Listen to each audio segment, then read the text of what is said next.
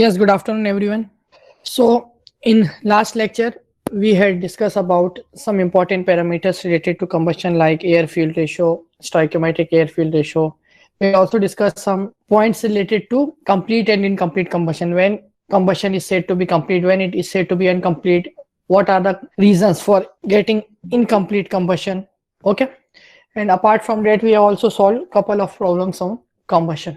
Now, if you remember in the first lecture, we have seen difference between the reactive mixture and non-reactive mixture. Okay, how we are defined the reactive mixture? It is a or reactive system, I can say. A reactive system is a system in which, apart from internal sensible energy and internal latent energy, we also need to consider chemical energy inside the system. Okay, because chemical reaction is taking place inside the system.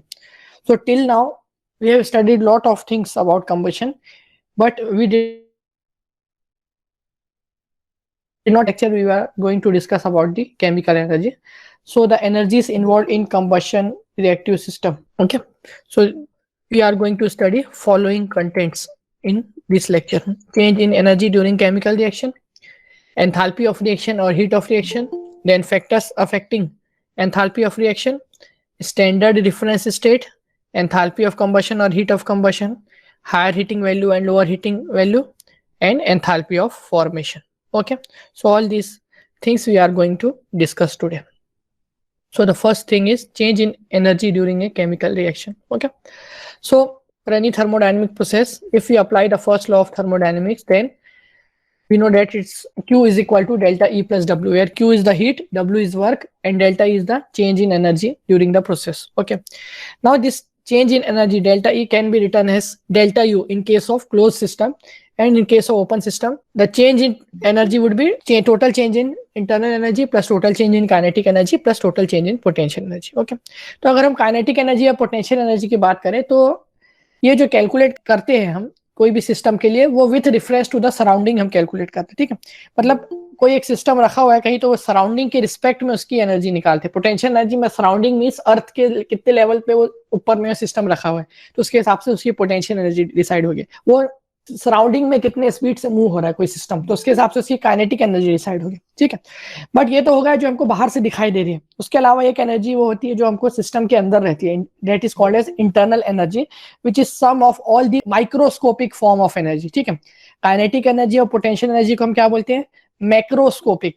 और जो energy internally microscopic level में system के अंदर जो रहती है, energy possessed by the molecules of the substance inside the system, sum of all those kinds of energy is called as internal energy. Now this internal energy can further be divided, इसको हम और मतलब further 4 parts में उसको divide कर सकते हैं. That is sensible internal energy, latent internal energy, chemical internal energy and nuclear energy. Okay, ये सब इंटरनल एनर्जी के ही एक पार्ट्स हैं, चारों एनर्जी. ठीक है, अब इसमें से चेंज इन न्यूक्लियर एनर्जी की बात करें हम, जैसे यहाँ पे तो कोई भी अगर सिस्टम में अगर न्यूक्लियर फ्यूजन या न्यूक्लियर फिजन हो रहा है, तो उसकी वजह से जो एनर्जी चेंज हो रही है, बड़े एटम स्मॉल एटम में बन रहे हैं, या स्मॉल एटम ज्वाइन होके बड़े एक एटम बना रहे हैं, जिसको हम न्यूक्लियर फ्यूजन या फिजन बोलते हैं. तो ऐसा कुछ अगर हो रहा है तो उसकी वजह से न्यूक्लियर एनर्जी चेंज हो सकती है सिस्टम में. उसके बाद chemical energy, it is due to the bond formation and bond destruction. हमने देखे थे bond formation is always the exothermic process, high amount of energy is release, and bond dissociation is the endothermic process. We need to supply energy to the reactant in order to break the bond. Okay, अब कोई भी chemical reaction है तो उसमें दोनों चीजें होंगी, कुछ बॉन्ड्स टूटेंगे, कुछ बॉन्ड्स बनेंगे. अगर बॉन्ड्स बनते टाइम एनर्जी ज्यादा रिलीज हुई, टूटते टाइम कम लगी, तो एक्सोथर्मिक हो जाएगा. और अगर बॉन्ड को तोड़ते टाइम ज्यादा एनर्जी लगी और जुड़ते टाइम वो कम एनर्जी दे रहे हैं, तो वो एंडोथर्मिक रिएक्शन हो जाएगा. ठीक है, अब दूसरी चीज क्या है इसमें? Sensible internal energy and latent internal energy. तो अब जो माइक्रोस्कोपिक फॉर्म में देखें तो नंबर ऑफ मॉलिक्यूल जो है वो क्या है? रैंडम मोशन में रहते हैं. तो रैंडम मोशन मतलब उनका मोशन किस टाइप से होता है? ट्रांसलेशन मोशन भी हो सकता है, या फिर वो अपने ही एक्सिस में घूम सकते हैं, तो उसको स्पिन एनर्जी भी बोलते हैं, या फिर वो रोटेट भी कर सकते हैं, rotational kinetic energy, spin energy, translation energy, या फिर rotational kinetic energy. Sum of all the forms of kinetic energy. ठीक है, मतलब जो भी मोशन की वजह से एनर्जी जो पजेस करता है मॉलिक्यूल, उसको क्या बोलते हैं? Kinetic energy. तो sum of all those kinetic energy at the molecular level is called as sensible energy. ठीक है, और हम नॉर्मली अभी तक थर्मोडायनेमिक्स में क्या पढ़े? Energy due to temperature, temperature change होने की वजह से जो एनर्जी चेंज होती है उसको बोलते हैं सेंसिबल हीट, और फेस चेंज होने की वजह से जो एनर्जी चेंज होती है लेटेंट हीट। ठीक, तो फेस चेंज होने की वजह से जो बाइंडिंग एनर्जी वगैरह चेंज होती है, ठीक है, बाइंडिंग फोर्सेस वगैरह, तो उसके वजह से लेटेंट हीट में चेंज मिलता है हमको due to phase change, because phase solid to liquid, liquid to gas या फिर वाइस वर्सा हो रहा है, तो वहां पे क्या होता है, binding energy between the molecules changes. ठीक है, सॉलिड में ज्यादा बाइंडिंग एनर्जी रहेगी, करीब करीब रहेंगे मॉलिक्यूल, लिक्विड में थोड़ी कम रहेगी, गैसेस में कम रहेगी। बट हम अभी तक पढ़े थे टेम्परेचर के साथ जो चेंज होती है वो सेंसिबल एनर्जी होती है। अभी यहाँ पे हम क्या बोल रहे हैं, sum of all the kinetic energy at the molecular level is sensible energy.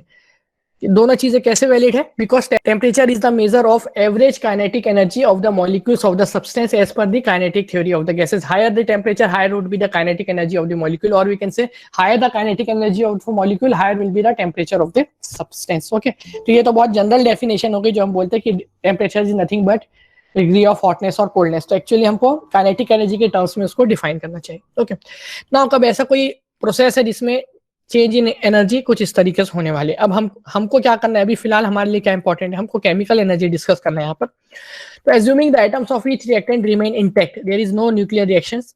ठीक है, मतलब जो एटम्स है एज इट इज है, वो ना तो ब्रेक हो रहा है ना ही ज्वाइन होके बड़ा कोई एटम बना रहा है, तो यहाँ पे there is no change in nuclear energy. And also if we neglect the small changes in kinetic and potential energy, then the energy change of a system during a chemical reaction is due to the change in the state and due to the change in the chemical composition. तो chemical composition change होने की वजह से जो energy change होगी उसको बोलेंगे chemical energy. Now due to change in state, now what do you mean by change in state? I am not talking about the physical state, that is solid, liquid or gas. I am talking about thermodynamic state. ठीक है, तो sensible heat और latent heat हम दोनों को combinedly क्या बोल सकते हैं, कंबाइनली हम बोल सकते हैं कि it is the energy change due to state. Okay, what you mean by state, जैसे हम एक बोलते हैं कि स्टीम का अगर हमको टेम्परेचर पता है, मतलब सेंसिबल पार्ट पता है हमको, अगर उसका हमको ये पता है कि इसका फेज कौन सा है, वो ड्राई है, सुपर हीटेड है या वेट है, और हमको टेम्परेचर पता है, उसका ड्राइनेस फ्रैक्शन पता है, तो हम उसकी एंथैल्पी फाइंड कर सकते हैं, उसका कितना टेम्परेचर होगा फाइंड कर सकते हैं, कोई भी प्रॉपर्टी जो कि पॉइंट फंक्शन है वो हम निकाल सकते हैं, मतलब हम उसका स्टेट डिफाइन कर सकते हैं। तो कोई स्टेट डिफाइन करने के लिए हमको सेंसिबल एनर्जी भी पता होना चाहिए, लेटेंट एनर्जी भी पता होना चाहिए। तो combinely sensible and latent energy can be called as state energy और एनर्जी एसोसिएटेड विद स्टेट। ठीक है, तो कोई भी जब केमिकल रिएक्शन हो रहा है यहाँ पर, हम जैसे क्योंकि हम यहाँ पे कंबशन के बारे में बात कर रहे हैं, तो वहां पर एज्यूम कर लिए कि न्यूक्लियर एनर्जी नहीं हो रहा, और जो small changes in kinetic and potential energy हमको मिल रहा है वो भी हम नेग्लेक्ट कर रहे हैं। ठीक है, तो therefore in any chemical process specially combustion, the change in energy would be due to change in its state and due to change in the chemical composition. Now, अगर हमको चाहते हैं कि स्टेट की वजह से भी एनर्जी चेंज ना हो तो हमको क्या करना पड़ेगा, हम चाह रहे हैं कि स्टेट की वजह से एनर्जी चेंज ना हो, यानी कि there should be no change in internal energy due to state. तो क्या करेंगे हम, रिएक्टेंट जो स्टेट में एग्जिस्ट कर रहे हैं, अगर हम प्रोडक्ट को भी उसी स्टेट में लेके आ जाए, मतलब अगर हम पीवी डायग्राम अज्यूम करो कोई साइकिल का एक स्टेट से चालू है, अगर वही साइकिल घूम के उसी स्टेट में आ जाए, तो net change in energy would be zero because energy is a point system, उसकी वैल्यू पॉइंट पे डिपेंड करती है, it is independent of path. ठीक है, तो जब हम प्रोडक्ट को भी उसी स्टेट में ला ले जो जिस स्टेट में रिएक्टेंट है, तो delta E state would become zero. ठीक है, तो in that case what will happen, the change in energy of the system is due to its change in its chemical composition only, because in that case we will get delta E state equal to zero when the products of combustion in the reaction chamber are bringing back to the initial state of the reactant। समझ में आई ये चीज, इसका मतलब क्या है कि suppose 25 degree में हमने कोई फ्यूल और एयर को एंटर करे थे कंबशन चैम्बर में, मतलब रिएक्टेंट का टेम्परेचर हो गया 25 डिग्री सेल्सियस। अब हमने फ्यूल को बर्न किए तो वो हाई टेम्परेचर अचीव हो गया उनका, और फिर हीट रिलीज होगी कंबशन होने की वजह से, तो जो भी गैस फॉर्म हुई वो भी हाई टेम्परेचर में आ जाएगी। अब हम क्या करें, किसी तरीके से हम उस हाई टेम्परेचर गैस में से हीट को एक्सट्रैक्ट कर लेंगे। ठीक है, अब वो चाहे हीट एक्सचेंजर यूज करके या कोई भी और तरीके से हम उस हीट उससे एक्सट्रैक्ट कर लेंगे, किससे, कंबशन के प्रोडक्ट्स में से, और उसको उस कंबशन के प्रोडक्ट को हम उसी टेम्परेचर में ला देंगे जिस टेम्परेचर में क्या था, रिएक्टेंट। ठीक है, तो वो हीट तो बाहर निकल गई सिस्टम के, तो अब हमको क्या मिल गया, जो स्टेट रिएक्टेंट का था वो स्टेट प्रोडक्ट का मिल गया। So in this case the change in energy of the system due to change in state would be zero। okay, so in that case the total energy change in the system is due to the change in its chemical composition only। okay, तो इस तरीके से हमको मिल सकता है। अब कोई भी एक रिएक्शन में जब हम इस तरीके से न्यूक्लियर एनर्जी को भी नेग्लेक्ट करें, काइनेटिक पोटेंशियल एनर्जी को भी नेग्लेक्ट कर दें, और हम प्रोडक्ट और रिएक्टेंट को अगर सेम स्टेट में अगर हम ला दें, तो जो एनर्जी चेंज होती है कोई भी प्रोसेस में, डेट इज केमिकल एनर्जी, उस एनर्जी, केमिकल एनर्जी चेंज को हम क्या बोलते हैं? एंथैल्पी ऑफ रिएक्शन और heat of reaction. Okay, because chemical energy change हो रही है, मतलब हीट या तो रिजेक्ट हो रही है, हीट या तो एब्जॉर्ब हो रही है, तो इसलिए उसको जनरली हीट ऑफ रिएक्शन बोलते हैं, and it is also called as enthalpy of reaction, and it is denoted by HR bar. Okay, now how we can define this enthalpy of reaction? It is defined as the difference between enthalpy of the products and the enthalpy of the reactants at the same state for a complete chemical reaction. This is very important point, at the same state. ठीक है, तो same state में हमारा reactant और product हमको मिलना चाहिए, same thermodynamic state में। ये मत सोचना कि same state mean solid solid, liquid liquid की बात कर, सेम थर्मोडायनेमिक स्टेट। अब कोई भी थर्मोडायनेमिक स्टेट सेम है, मतलब जो उसकी जो इंडिपेंडेंट वेरिएबल्स है, जैसे प्रेशर, वॉल्यूम, टेम्परेचर, उसमें से कोई भी दो इंडिपेंडेंट वेरिएबल्स की वैल्यू सेम होना चाहिए। PV सेम होना चाहिए, VT सेम होना चाहिए, या फिर PT सेम होना चाहिए। ठीक है, तो दो अगर सेम है तो as per ideal gas law P1V1/T1 is equal to P2V2/T2, तीसरी चीज अपने आप सेम हो जाएगी। ठीक है, तो मतलब स्टेट सेम हो जाएगी। Now mathematically how we can write this enthalpy of reaction? If reactant is formed into product, then HR bar would be equal to HP minus H bar. ठीक है, difference between enthalpy of product and enthalpy of reactant, तो हम final minus initial लेते हैं यहाँ पे HP minus HR। अब मेरे को ये बताओ आप कि HP minus HR, product minus हम रिएक्टेंट ले रहे हैं, तो एंथैल्पी ऑफ रिएक्शन एक्सोथर्मिक में पॉजिटिव रहेगा या एंडोथर्मिक में पॉजिटिव रहेगा, ये सवाल है। ठीक है, तो अगर प्रोडक्ट की एंथैल्पी ज्यादा है तो क्या होगा? HR की वैल्यू पॉजिटिव मिलेगी। अब एक्सोथर्मिक रिएक्शन में प्रोडक्ट की एंथैल्पी ज्यादा रहती है या रिएक्टेंट की ज्यादा रहती है? थोड़ा सा अगर हम सोचेंगे तो, if HR is equal to positive, then energy is absorbed and reaction is endothermic, and if HR is equal to negative, then energy is released and reaction is exothermic. समझ में आया अभी भी? कैसे? For example, I am saying C plus O2 gives a CO2 plus certain amount of heat. ठीक है, we know that this combustion equation is exothermic in nature. अब यहाँ पे प्लस हीट मिल रही है, ठीक है, बट अब जो प्रोडक्ट में क्या है CO2, रिएक्टेंट में क्या है C और C plus O2। C और O2 जब अलग अलग थे तो उनके अंदर ज्यादा एनर्जी थी, और जब वो कंबाइन हुए CO2 में तो उन्होंने कुछ एनर्जी रिलीज की है। ठीक है, तो CO2 में कुछ एनर्जी रिलीज होने के बाद CO2 बना प्रोडक्ट में, मतलब प्रोडक्ट की एनर्जी कम है किसके कंपैरिजन में? रिएक्टेंट के। तो इस केस में जो HR मिलेगा वो नेगेटिव मिलेगा। किसके केस में? जब एक्सोथर्मिक रिएक्शन रहेगा, या फिर जब प्रोडक्ट साइड में हीट हमको मिलेगी, या प्रोडक्ट साइड में हीट रिलीज होगी तब। ठीक है, और अगर प्रोडक्ट साइड में हीट एब्जॉर्ब हो रही है तो HR हमको पॉजिटिव मिलेगा, और HP would be greater than HR। तो इसके लिए मैंने एग्जांपल लिया हूं, NaOH aqueous solution plus HCl aqueous solution would give us NaCl plus H2O plus 13 kilocalorie of heat. Okay, now here in this case as we can see plus 13 kilocalorie मतलब यहाँ पे heat release हो रही है, तो it is exothermic reaction, but X1 plus X2, here X1 plus X2 gives Y1 plus Y2 plus 13. Okay, तो इसमें X1 plus X2 की वैल्यू बढ़ी है या Y1 प्लस Y2 की वैल्यू बढ़ी है? ऑब्वियसली X1 प्लस X2 की वैल्यू बढ़ी है, मतलब रिएक्टेंट में जो एनर्जी है प्रोडक्ट से ज्यादा है। ठीक है, और कितने से ज्यादा है? 13 किलो कैलोरी से ज्यादा है। सो देयरफॉर रिएक्टेंट की ज्यादा है, प्रोडक्ट की कम है, तो HP minus HR would be negative.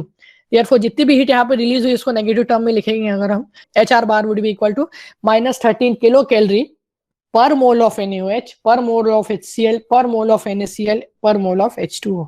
ठीक है, इसका क्या मतलब? पर मोल क्यों लिया हमने? ये हमेशा हम नॉर्मली पर मोल बेसिस में ही इसको कैलकुलेट करते हैं, और यहाँ पे क्योंकि इस केमिकल इक्वेशन में सभी के नंबर ऑफ मोल्स 1 है इसलिए पर मोल लिखे। बाय चांस कुछ ऐसी इक्वेशन होती है कि यहाँ पे 2 HCl होता, तो फिर मैं यहाँ पे लिखता माइनस 13 किलो कैलोरी पर 2 मोल ऑफ HCl, या फिर minus 6.5 kilo calorie per mole of HCl। इस तरीके से हम इसको लिख सकते थे। Similarly carbon plus water would give us carbon monoxide plus hydrogen. कौन सी रिएक्शन है ये? वाटर गैस फॉर्म करने का। इसमें क्या हो रहा है? माइनस 30 किलो कैलोरी हीट जो है वो एब्जॉर्ब हो रही है। अब माइनस 30 किलो कैलोरी मीन्स अगर इसको लेफ्ट हैंड साइड में भेज देंगे तो प्लस 30 किलो कैलोरी, मतलब वाटर में हाइड्रोजन और ऑक्सीजन के बॉन्ड को तोड़ने के लिए हमको एनर्जी लग रही है ज्यादा। ठीक है, प्लस 30 किलो कैलोरी हमको सप्लाई करना पड़ रहा है वहां पे। ठीक है, तो उस वजह से हमको एक्स्ट्रा एनर्जी बैलेंस करने के लिए रिएक्टेंट की तरफ एनर्जी देना पड़ रहा है। इसका क्या मतलब है? प्रोडक्ट की एनर्जी ज्यादा है, therefore HP minus HR would be positive for endothermic reaction. ठीक है, similarly here also 30 kilo calorie per mole of C/H2/CO/H2।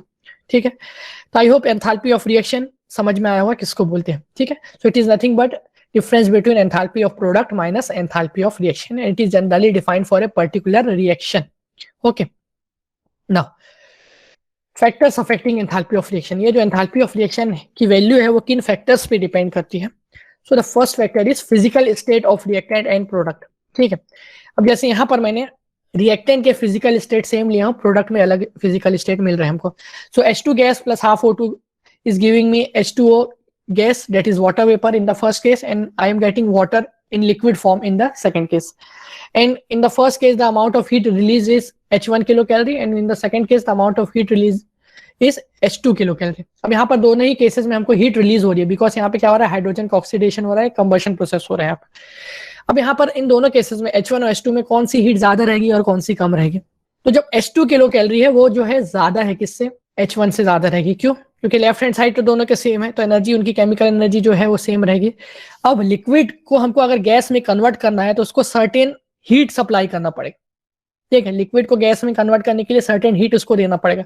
तो लिक्विड हीट कहाँ से देगा? ये जो H2 किलो कैलोरी मिल रही है ना, इसमें से ही थोड़ी सी हीट उसको दे देगा वो, ताकि वो लिक्विड ले लेगा। H2 में से थोड़ी सी हीट ये लिक्विड ले लेगा ताकि वो गैस में कन्वर्ट हो सके। तो जब H2 में से थोड़ी हीट लिक्विड लेके गैस में कन्वर्ट होगा तो H2 की वैल्यू कम हो जाएगी, और फिर क्या मिलेगी? गैस में कन्वर्ट होने के बाद H1 मिलेगी। इसका क्या मतलब है? In above case H2 is greater than H1, और I can write HR2 bar will be more negative than HR1 bar, because HR2 bar is nothing but minus H2 and HR1 bar is nothing but minus H1. समझ में आया ये चीज? Now second condition और second factor affecting the enthalpy of reaction, allotropic form of reactant and product. ठीक है, तो जो भी हम reactant and product रहते हैं उनके various allotropic form हो सकते हैं। ठीक है, तो जैसे कि कार्बन है वो बहुत से फॉर्म में एग्जिस्ट करता है, उसके कुछ एमॉर्फस फॉर्म्स में भी रहता है और कुछ क्रिस्टलाइन फॉर्म में भी रहता है। क्रिस्टलाइन फॉर्म में मतलब डायमंड और ग्रेफाइट, जहाँ पर जो एटम्स रहता है वो बहुत ही रेगुलर फैशन में अरेंज रहते हैं, उसको हम बोलते हैं क्रिस्टलाइन सब्सटेंस, और एमॉर्फस में इरेगुलर शेप में रहता है कार्बन। ठीक है, तो इस तरीके के अगर हम रिएक्शन देखेंगे उनका कंबशन रिएक्शन में, तीनों ही केसेस में हमको अलग अलग एनर्जी मिलेगी, H1 H2 H3। अभी यहाँ पर मैंने एक्चुअल वैल्यूज नहीं लिखा हूँ, सिर्फ कंपेरिजन बताना चाह रहे हैं। ठीक है, तो उस केस में भी हमको अलग मिलेगी। Third, solution in which reaction take place. Okay, so in last slide we have seen the aqueous solution of NaOH and HCl। Aqueous solution means हमने डाइल्यूटेड सॉल्यूशन लिया है, उसको कॉन्सेंट्रेटेड नहीं लिया, वाटर में उसको डिसोल्व किया। तो मैक्सिमम केसेस में वैसे वाटर में डिसोल्व करते हैं। अगर मान लो कोई सॉल्वेंट हमने डिफरेंट ले लिए तो उस केस में भी, और रिएक्शन डिफरेंट सॉल्वेंट में अगर कर रहे हैं तो अब हमको एंथैल्पी ऑफ रिएक्शन डिफरेंट मिल सकती है। And last and the most important point, temperature and pressure. Now the enthalpy of reaction can change when reaction takes place at a different temperature and pressure. ठीक है, तो temperature pressure पे enthalpy of reaction change होगी। अब suppose हमको एक task मिला, एक असाइनमेंट मिला कि चलो C+O2 ग्रेफाइट फॉर्म में कार्बन है, उसको ऑक्सीडाइज करके CO2 बनाना है, और ये प्रोसेस में कितनी एंथैल्पी ऑफ रिएक्शन मिल रही है ये हमको कैलकुलेट करना। ठीक है, अलग अलग कॉलेजेस में ये टास्क मिला, ये असाइनमेंट मिला स्टूडेंट्स को। अब यहाँ कुछ लोगों ने मुंबई में एक्सपेरिमेंट परफॉर्म किए, वहाँ का टेम्परेचर प्रेशर अलग है तो उनको कुछ वैल्यू मिली। पुणे कॉलेज में अलग कुछ निकाले, दूसरे कई और सिटी के कॉलेज में जहाँ पे अलग वेदर रहता है वहाँ पे कोई और कुछ और निकाले उन्होंने। ठीक है, तो यहाँ पर जब टेम्परेचर और प्रेशर अलग अलग कंडीशन पे निकाले तो हमको अलग अलग वैल्यू मिल रही है। तो कुछ एक स्टैंडर्ड वैल्यू नहीं मिली जिसको हम कहीं बुक में लिख सके कि नहीं ये इसकी ये स्टैंडर्ड वैल्यू होती है एंथैल्पी ऑफ रिएक्शन की। ठीक है, due to different operating temperature and pressure. ठीक है, तो हम एक आपस में कुछ डिस्प्यूट ना हो, कि कंफ्यूजन ना हो कि कौन सही है कौन गलत है किसका है, तो हम क्या करते हैं, एक रेफरेंस स्टेट को डिफाइन करते हैं कि इसी रेफरेंस स्टेट में हम कोई भी केमिकल रिएक्शन का एंथैल्पी ऑफ रिएक्शन कैलकुलेट करेंगे। That standard state is called as standard reference state. Okay, and normally chosen reference state is 25 degrees Celsius and 1 atmospheric pressure. And if we are using solution in the reactant, then concentration of that solution should be 1 mole per liter. Okay, उसका जो molarity है वो 1 मोल पर litre होना चाहिए, ये चीज हमको ध्यान रखना है। ठीक है, तो इस स्टेट को हम स्टैंडर्ड रेफरेंस स्टेट बोलते हैं, और जो भी प्रॉपर्टी हम इस स्टैंडर्ड रेफरेंस स्टेट में बोलते हैं उसको 0 या O सबस्क्रिप्ट सुपर स्क्रिप्ट से डिफाइन करते हैं, HOUO करके। ठीक है, अब ऐसा हम क्यों करते हैं स्टैंडर्ड रेफरेंस स्टेट? बिकॉज हम थर्मोडायनेमिक्स में नॉर्मली हमारे लिए चेंज इन एनर्जी इंपॉर्टेंट रहती है, हमारे लिए हर जगह एक्चुअल एनर्जी ज्यादा हमारे लिए कंसर्न नहीं रहती। तो कोई भी चीज में हम चेंज, जैसे हीट ट्रांसफर में क्या इंपॉर्टेंट रहता है? Change in temperature. ठीक है, तो change in temperature heat transfer में इंपॉर्टेंट रहता है, तो हम चाहे डिग्री सेल्सियस मिले या केल्विन मिले, एक्चुअली दोनों में ही चेंज इन टेम्परेचर सेम ही मिल रहा है हमको, ठीक है। तो एक्चुअली 0 डिग्री सेल्सियस की भी वैल्यू होती है एब्सोल्यूट 273 केल्विन, बट हम अपने कन्वीनियंस के लिए उसको 0 डिग्री ले लेते हैं, ठीक है, उसको रिफरेंस पॉइंट ट्रीट कर लेते हैं, किसको, मेल्टिंग पॉइंट ऑफ आइस को, ठीक है। वैसे इसी तरह हम कोई केमिकल रिएक्शन के लिए भी सर्टेन रेफरेंस स्टेट सिलेक्ट कर सकते हैं, और ताकि उस रेफरेंस स्टेट को बेंचमार्क रख के हम change in energy for a particular chemical reaction calculate कर सकें, ठीक है। अब इस स्टैंडर्ड रेफरेंस स्टेट में किसकी कितनी एनर्जी रहती है वो थोड़ी देर बाद हम डिस्कस करेंगे।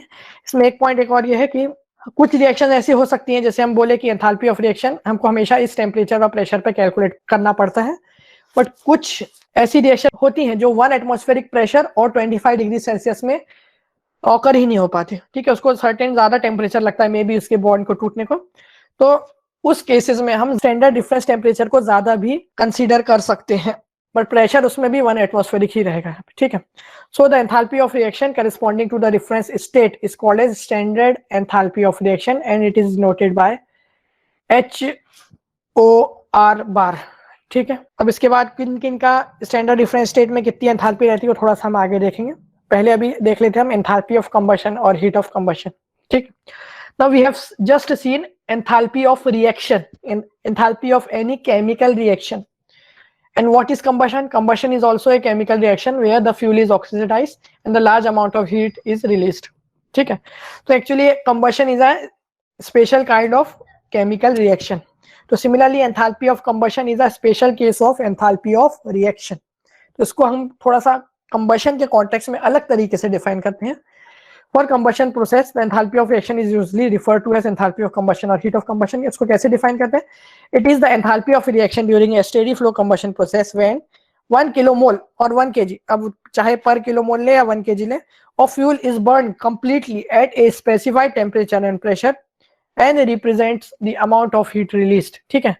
तो जब हम 1 kilomole या 1 kg of fuel को हम burn करें at a specified temperature and pressure, जो कि हम normally standard temperature and pressure लेते हैं, तो जितने अमाउंट में हीट रिलीज हो रही है that is nothing but enthalpy of combustion, okay. तो उसके लिए मैंने क्या एग्जांपल लिया हूं यहाँ पे, एक कार्बन को बर्न कर रहा है with the help of oxygen in the combustion chamber, 1 kilomole carbon का लिए 1 किलोमोल ऑक्सीजन का लिए, एंड दोनों को हमने स्टैंडर्ड रेफरेंस स्टेट पे लिए हैं 25 degree Celsius and 1 atmospheric pressure में। ये दोनों को हम कंबशन चैम्बर के अंदर रिएक्ट करेंगे, दोनों रिएक्ट करेंगे तो क्या फॉर्म होगा, carbon dioxide, but carbon dioxide form होने के साथ ही साथ वहां पे क्या होगा, लार्ज अमाउंट में हीट रिलीज होगी। अब वो जो लार्ज अमाउंट में हीट रिलीज होगी वो कौन कैरी करेगा, carbon dioxide, but carbon dioxide क्या है, प्रोडक्ट ऑफ कंबशन है, और हमको क्या चाहिए, product in the combustion should also be at the same state as that of the reactant, ठीक है। तो अब हमको क्या करना पड़ेगा, CO2 से हीट को निकालना पड़ेगा ताकि उसका टेम्परेचर 25 आ जाए, तो हम उसमें से हीट को एक्सट्रैक्ट कर लेंगे by using certain device, okay. अब ये हीट इसमें से एक्सट्रैक्ट कर लिए तो अब क्या हुआ, CO2 temperature 25 degree Celsius temperature में आ गया और उसको फिर बाहर छोड़ देंगे कंबशन चैम्बर के, तो बाहर का एटमॉस्फेरिक प्रेशर उसको मिल जाएगा। तो इस तरीके से 25 डिग्री सेल्सियस टेम्परेचर और 1 एटमॉस्फेरिक प्रेशर हमको मिल जाएगा, ठीक है। तो इस केस में जो एनर्जी इन्वॉल्व हुई है that is 3,93,520 kilo joule, this energy is nothing but heat of combustion, okay. और ये हीट ऑफ कंबशन पॉजिटिव रहेगी कि नेगेटिव रहेगी, obviously this is exothermic reaction, so since the heat of combustion is a special case of heat of reaction only, so for exothermic reaction enthalpy of combustion would be always negative, okay. It is nothing but difference between enthalpy of product and enthalpy of reactant, okay. So enthalpy of combustion is equal to Hp minus Hr, which would be equal to minus 3,93,520 kilojoule per kilomole, okay. per kilomole है ये, per kg नहीं है, ये चीज ध्यान रखना, okay. Now next thing we have is higher heating value and lower heating value, तो ये चीज हमने पहले दूसरे नाम से पढ़े होंगे, कैलोरीफिक वैल्यू, तो सेम चीज है दोनों। So it is defined as amount of heat release when 1 kg of fuel is burn completely in a steady flow process and the products are return to the state of reactants, okay. मतलब अगर हम fuel को burn करें, 1 kg of fuel burn करें और product form हुआ, उसमें से हीट एक्सट्रैक्ट कर लें और प्रोडक्ट को same state of the reactant में लेके आ जाए, जितनी हीट एक्सट्रैक्ट हो पा रही है प्रोडक्ट में से, उस हीट को हम क्या बोलेंगे, कैलोरीफिक वैल्यू और heating value of the fuel, ठीक है। अब दो टाइप की हीटिंग वैल्यू होती है और इसको नॉर्मली हम कैसे डिनोट करते हैं, it is usually defined per kg of fuel, okay. And in other words the heating value of the fuel is equal to absolute value of enthalpy of combustion of the fuel, okay.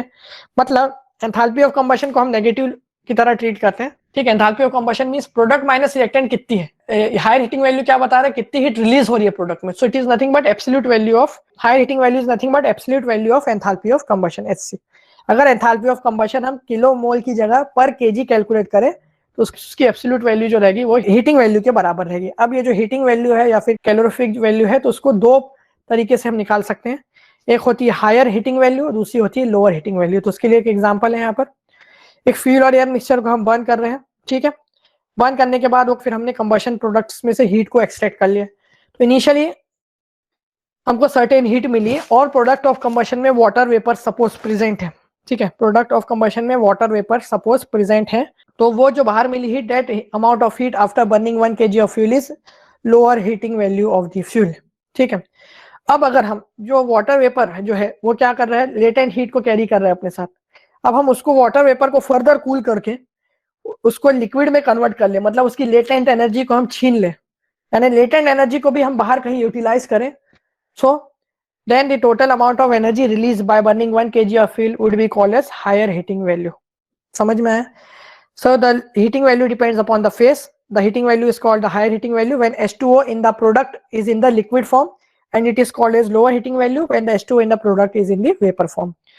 तो यहाँ पर अगर मान लो latent heat कितना होता है, HFG से note करते हैं लेटेंट हीट को, एंड पर यूनिट मास रहता है, स्पेसिफिक एंथैल्पी है. तो उसको मास ऑफ वाटर वेपर से अगर मल्टीप्लाई कर दे तो टोटल एनर्जी एक्स्ट्रा में कितनी मिल रही है वो मिल जाएगी. And this total extra energy if added with lower heating value would give us the higher heating value. सो रिलेशन क्या बन जाएगा दोनों के बीच में, HHV is equal to LHV plus M into HFG for H2O, where M is the mass of water vapor and HFG is the latent heat of the water vapor. That is amount of heat needed to be extracted from the gas in order to complete it into liquid at same temperature.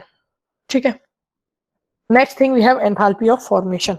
ठीक है, enthalpy of reaction देखे, enthalpy of combustion देखे, अभी हम क्या देख रहे हैं, एंथैल्पी ऑफ फॉर्मेशन. अब हमने जैसे कि अभी बात की है कि हम एंथैल्पी ऑफ क्या रिएक्शन क्या होता है, enthalpy of product minus enthalpy of reactant. ठीक है, अब अलग अलग प्रोसेसेस अलग अलग टेम्परेचर पे होती हैं जिसकी वजह से डिस्प्यूट होगा. कोई अलग बोलेगा कि इसका एंथैल्पी ऑफ रिएक्शन अलग होता है, कोई बोलेगा इसका एंथैल्पी ऑफ रिएक्शन कुछ इतना होता है.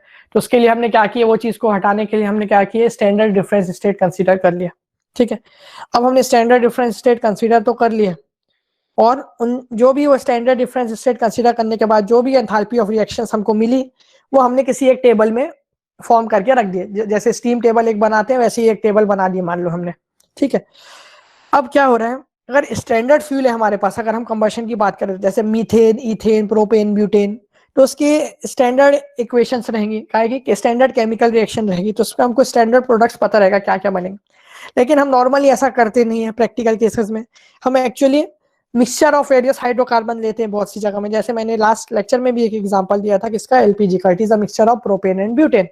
और वहां पर आपने देखे थे एक प्रॉब्लम जो सॉल्व किए थे, उसमें फ्यूल का कंपोजिशन कैसा आ रहा था, C8 point something and H18 point something, इस तरीके से कुछ कंपोजिशन उसका आ रहा था डेसिमल में. तो मिक्सचर हम कितने भी रेशो और प्रोपोर्शन में मिक्स कर सकते हैं वेरियस हाइड्रोकार्बन को. We can have n numbers of hydrocarbon, infinite number of fuels हम फॉर्म कर सकते हैं. और इनफाइनाइट नंबर ऑफ फ्यूल्स के लिए by changing the proportion of various hydrocarbons हम infinite number of chemical reactions लिख सकते हैं. अब उन infinite number of chemical reaction के लिए हर एक रिएक्शन के लिए एक enthalpy of reactant at standard difference state लिखना पॉसिबल नहीं. ठीक है, तो हमको एक बेटर कुछ कॉन्सेप्ट चाहिए जिसके थ्रू हम change in chemical energy during a process calculate कर सके. ठीक है, और इसका एक और क्या थोड़ा सा डिसएडवांटेज है किसका, एंथैल्पी ऑफ रिएक्शन का, कि अगर जो कंबशन प्रोसेस हो रहा है वो इनकम्प्लीट कंबशन प्रोसेस हो रहा है तो उसमें हम अंदाजा कई बार नहीं लगा पाएंगे. इनकम्प्लीट किस वजह से होता है, ड्यू टू इम्प्रॉपर मिक्सिंग की वजह से, कि कार्बन मोनोऑक्साइड कितना हो रहा है, कार्बन डाइऑक्साइड वगैरह कितना हो रहा है. तो अगेन फिर हम डिसाइड नहीं कर पाएंगे केमिकल रिएक्शन कितनी है. तो केमिकल रिएक्शन डिसाइड नहीं कर पाएंगे तो एंथैल्पी ऑफ रिएक्शन कितनी हो रही है वो भी हम डिसाइड नहीं कर पाएंगे. So instead of calculating directly HP minus HR, it would be much better if we calculate HP separately for the various products and HR separately for various reactants. सारे products के अगर एंथैल्पी को मैं add कर दूं तो total enthalpy of products मिल जाएगा. सारे रिएक्टेंट्स के एंथैल्पी को यानी केमिकल एनर्जी को मैं ऐड कर दूं तो एंथैल्पी ऑफ रिएक्टेंट मिल जाएगा. और फिर उन दोनों को हम डिफरेंस ले लेंगे तो एंथैल्पी ऑफ फॉर्मेशन मिल जाएगा। ठीक है, तो इस तरीके से हम इंडिविजुअली अगर काउंटर करें instead of taking the complete reaction तो हमारा प्रॉब्लम थोड़ा सा आसान हो सकता है। तो ये जो पॉइंट मैंने बोला वही चीज यहाँ पर लिखी हुई है। There are so many different fuel and fuel mixture, therefore it is not practical to list values for all possible cases. And the enthalpy of combustion is not of much use when combustion is incomplete. तो ऐसे case में हमको एक better approach चाहिए या better या ज्यादा fundamental property चाहिए जिससे हम chemical energy of the element और compound at certain difference state हम डिफाइन कर सके। So that property which signifies or which specifies the enthalpy of a substance at a specified state due to its chemical composition is nothing but enthalpy of formation. जैसे कोई भी substance का temperature क्या चीज indicate करता है कि उसके average kinetic energy of molecule को इंडिकेट करता है। ठीक उसी तरह एंथैल्पी ऑफ फॉर्मेशन किसको इंडिकेट करेगा? Chemical energy possessed by that substance और एलिमेंट और compound due to its chemical composition, that property is called as enthalpy of formation. और यहाँ पर जो हमें इंडिविजुअली किसी सब्सटेंस का या फिर किसी एलिमेंट का कंसीडर करते हैं, ना कि टोटल रिएक्शन का। अब टोटल रिएक्शन में हमको रिएक्टेंट में कुछ एलिमेंट्स मिलेंगे, प्रोडक्ट में कुछ एलिमेंट्स या फिर कंपाउंड मिलेंगे, तो हम उन एलिमेंट्स और कंपाउंड के लिए separately enthalpy of formation calculate करेंगे, नॉट रिएक्शन। और फिर जब सभी रिएक्टेंट के और प्रोडक्ट की हमने एंथैल्पी ऑफ फॉर्मेशन देख लिए, कैलकुलेट कर लिए और उनको ऐड कर देंगे और प्रोडक्ट माइनस जब रिएक्टेंट करेंगे तो फाइनली हमको एंथैल्पी ऑफ रिएक्शन मिल जाएगा, मतलब total change in chemical energy मिल जाएगा। तो एंथैल्पी ऑफ फॉर्मेशन हम ज्यादा यूज करते हैं as compare to enthalpy of reaction. ठीक है, अब इसके बाद में एक डेफिनेशन और बताऊंगा जिसका एक्सप्लेनेशन इस स्लाइड में समझ में नहीं आएगा, बट वो थोड़ा 2 स्लाइड बाद वो चीज क्लियर हो जाएगी। Enthalpy of formation can also be defined as enthalpy of reaction at a specified state for a formation of substance from its constituent elements in their most stable form. ये last line बहुत important है, तभी ये definition valid है। ठीक है, from its constituent elements in their most stable form. Now by most stable form we mean free और naturally occurring state. ठीक है, अब इस सेंटेंस का जो लास्ट जो डेफिनेशन लिखा हूं मैं उसका मतलब थोड़ा सा बाद में आपको समझाता हूँ एक स्लाइड में डिस्कस करने के बाद। ठीक है, अब ये जो एंथैल्पी ऑफ फॉर्मेशन हमने डिस्कस किया अभी तो वो कुछ सर्टेन एलिमेंट्स के लिए हम देख लेते हैं। तो enthalpy of formation of some stable elements. ठीक है, now what do you mean by stable elements?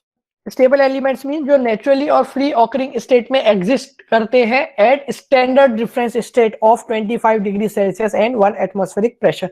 ठीक है, मतलब ऐसे एलिमेंट जो 1 एटमॉस्फेरिक प्रेशर में और 25 डिग्री सेल्सियस में काफी स्टेबल रहते हैं, ऐसे एलिमेंट का एंथैल्पी ऑफ फॉर्मेशन हम कितना कंसीडर करते हैं? 0 कंसीडर करते हैं। मैं बोल रहा हूँ, होता नहीं एक्चुअली। ठीक है, क्यों ऐसा कंसीडर करते हैं? क्योंकि उसके रेफरेंस में हम दूसरी प्रॉपर्टी कैलकुलेट कर रहे हैं। अब जैसे O2 है, oxygen in its natural occurring states exist in the form of diatomic gas O2। N2 भी डायटोमिक फॉर्म में एग्जिस्ट करता है, हाइड्रोजन भी डायटोमिक में, क्लोरीन ब्रोमीन भी, कार्बन जो है वो मोनो एटॉमिक फॉर्म में एग्जिस्ट करता है। ठीक है, और उसमें से भी ग्रेफाइट वाला फॉर्म जो है वो स्टेबल कहलाता है, डायमंड स्टेबल नहीं कहलाता। ग्रेफाइट से फिर फर्दर डायमंड फॉर्म होता है। ऐसे स्टेबल एलिमेंट्स का enthalpy of formation at reference state HOF लिया मैंने, तो it means at reference state हम 0 कंसीडर करते हैं, यानी कि हम उसमें केमिकल एनर्जी नहीं है ऐसा कंसीडर कर लेते हैं। एक्चुअली वो भी केमिकल एनर्जी पजेस करता है। ठीक है, और उसको हम कंसीडर कर लेते हैं 0। ठीक है, तो क्यों ऐसा कंसीडर करते हैं? Because what does we mean by enthalpy of formation? अगर इन जनरल हम देखें तो मतलब उसको फॉर्म करने के लिए कितनी एनर्जी लग रही है, कोई भी चीज को फॉर्म करने के लिए कितनी एनर्जी लग रही है। अब क्योंकि ये चीज ऑलरेडी इस स्टेट में नेचुरली ऑकरिंग स्टेट में ऑलरेडी एग्जिस्ट कर रहा है, तो उसको हमको फॉर्म करने के लिए कोई मेहनत तो लग नहीं रही है, कोई एनर्जी तो लग नहीं रही है।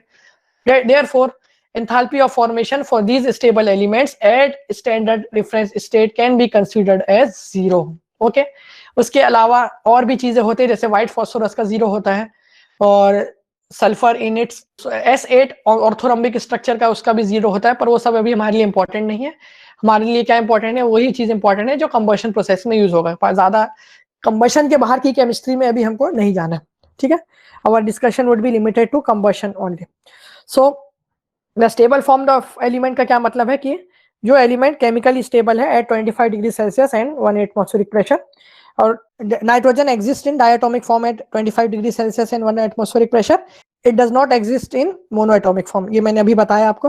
और ठीक उसी तरह कार्बन का भी जो स्टेबल फॉर्म है वो ग्रेफाइट होता है at this standard temperature, not diamond. Okay, तो ये हो गया enthalpy of formation of some stable elements. अब इसी तरीके से हम दूसरे एलिमेंट्स जिसको हमको रेफरेंस स्टेट पे जो नेचुरली ऑकरिंग स्टेट में एग्जिस्ट नहीं करते हैं, उसको हमको बनाने के लिए सर्टेन कुछ मेहनत लगेगी या एनर्जी लगेगी, उसका कितनी एंथैल्पी ऑफ फॉर्मेशन रहेगा वो हमने यहाँ पे स्टेबल में लिखे हैं। So typical value of enthalpy of formation of selected substance at standard state of 25 degree Celsius and 1 atmospheric pressure. यहाँ पे कार्बन का ग्रेफाइट फॉर्म में, डायमंड फॉर्म में, hydrogen, oxygen, nitrogen, carbon monoxide, water in liquid and gaseous form, CO2, इन सारी चीजों का और सारे फील्ड्स का दिया हुआ है यहाँ पे। ठीक है, तो हमको एक्चुअली जीरो किन किन का होता है इसको वही याद रखना है, बाकी की हमको वैल्यू याद रखने की जरूरत नहीं है, हमारे पास टेबल्स अवेलेबल है।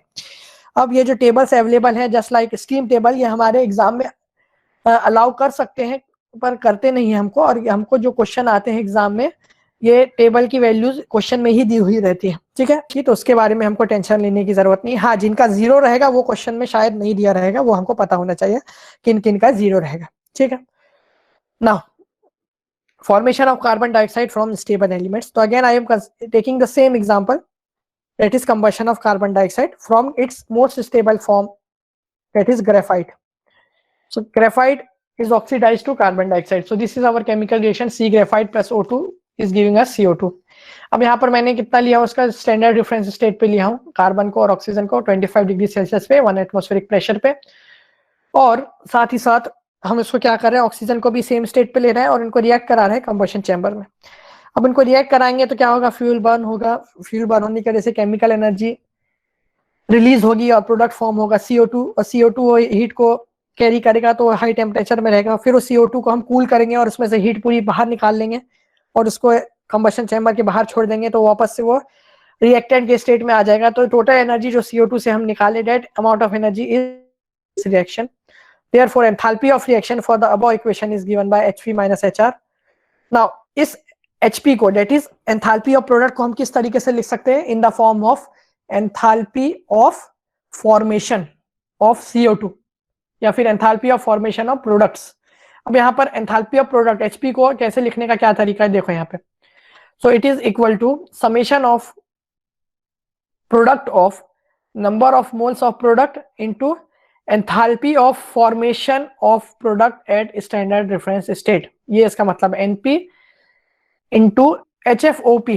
ओके, इसका क्या मतलब है, number of moles into enthalpy of formation at reference state for all the products. ठीक है, उनका सभी का प्रोडक्ट्स का हमको सम लेना है। यहाँ पर हमारा एक ही प्रोडक्ट बन रहा है, अगर एक से ज्यादा प्रोडक्ट बनते तो उनका सम लेते हैं, minus same thing again, summation of product of number of moles of reactant into enthalpy of formation of reactant at standard reference state, and in this equation NP and NR is nothing but number of moles of product and reactant in kilomole। ठीक है, यहाँ पर भी हमने देखो kilomole में लिया, 1 kilomole carbon 1 kilomole oxygen. ठीक है, बिकॉज जो टेबल है वो पर किलोमोल पे दिया हुआ रहता है हमको। ओके, अब यहाँ क्या करना है, इसकी वैल्यू पुट करना है, किसकी, एंथैल्पी ऑफ फॉर्मेशन की। अब enthalpy of formation in product में क्या आएगा, CO2, तो यहाँ पे क्या आएगा, here HFP and HFO for the reactant is enthalpy of formation of product and reactant at standard reference state। ठीक है, now number of moles of product, carbon dioxide के कितने मोल्स बन रहे हैं, 1। Enthalpy of formation of carbon dioxide पता नहीं अभी, HFCO2 हमने एज इट इज लिखे, माइनस रिएक्टेंट के क्या, कार्बन रिएक्टेंट में क्या है, ग्रेफाइट है, तो graphite at this state 1 atmospheric pressure and 25 degree Celsius exist in naturally occurring state or free state. Okay, similarly oxygen in this state exists in naturally or free occurring state. Okay, therefore HFO for graphite and oxygen would be 0. Therefore what we will get, HR is equal to HFO for CO2 and which is equal to minus 393.520 kilojoule, because ये enthalpy of reaction already पता था हमको, enthalpy of reaction की value थी ना हमारे पास standard relation के लिए, तो इतनी मिली। तो इसका क्या मतलब है, इन दोनों इक्वेशन से अगर हम कंस्टिट्यूएंट एलिमेंट्स ऐसे सिलेक्ट करें कि जो कि ऑलरेडी नेचुरली या फ्री ऑकरिंग स्टेट में है, तो जो enthalpy of formation of product रहेगा that is nothing but enthalpy of reaction. Okay, और यही चीज हमने पिछले 2 स्लाइड्स में एक डेफिनेशन जब बताया था मैंने किसकी, एंथैल्पी ऑफ फॉर्मेशन की, वही चीज बताया था कि आपको थोड़ी देर बाद ये चीज समझ में आएगी, तो मैं इसी चीज की बात कर रहा था। Therefore enthalpy of formation can also be defined as the enthalpy of reaction. By enthalpy of reaction we mean either heat is absorbed or heat is rejected at a specified state for formation of 1 mole of a substance from its constituent elements. Okay यहाँ पर 1 मोल की जगह 1 kilo mole भी लिख सकते हैं, ठीक है, 1 kilo mole of substance from its constituent elements in their most stable form और फ्री नेचुरल स्टेट। ठीक है, अगर जो है कॉन्स्टिट्यूएंट एलिमेंट्स है वो मोस्ट स्टेबल फॉर्म में नहीं है, सपोज इस इक्वेशन में ग्रेफाइट की जगह मैं डायमंड ले लेता, ठीक है, तो क्या होता, ये जो रिएक्शन में हमने जो enthalpy of formation of carbon लिखे वो जीरो नहीं होता था, तो ये जीरो नहीं होगा तो ये दोनों वैल्यू एंथैल्पी ऑफ रिएक्शन और एंथैल्पी ऑफ फॉर्मेशन सेम नहीं आती थी, तो ये इक्वेशन या फिर ये जो डेफिनेशन है वो वैलिड नहीं होती थी।